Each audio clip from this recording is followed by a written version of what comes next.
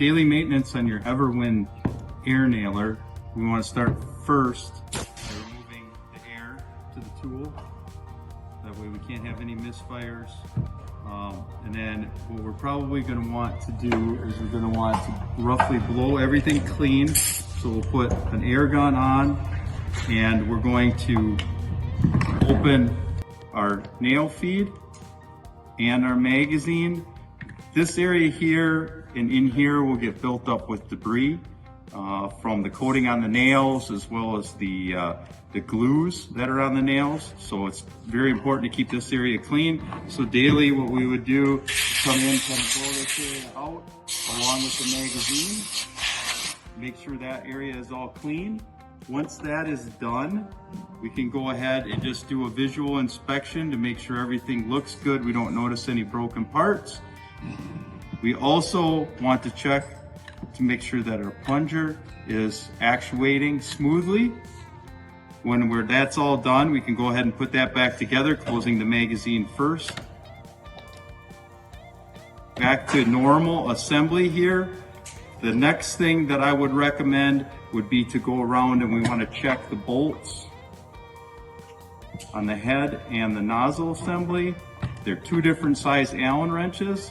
On the back or head side, we're going to be a 5mm. Just want to go through and verify that these stay tight. Over time, they will loosen up. Keeping them tight is critical to good operation of the tool. Then we'll flip it over and we will verify the nozzle assembly is tight.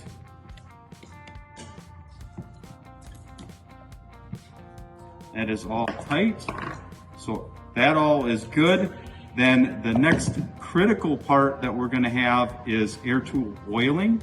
So what you want to do, the best way to oil your tool is through the fitting. And we just recommend 2 to 3 drops of oil.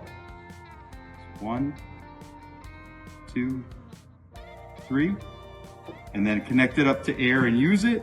That oil will work its way through the body of the tool and through the magazine area. So that's about all that you need to do. If you're running your tool extended periods, long term, all day, multiple shifts, you might need to do this twice a day.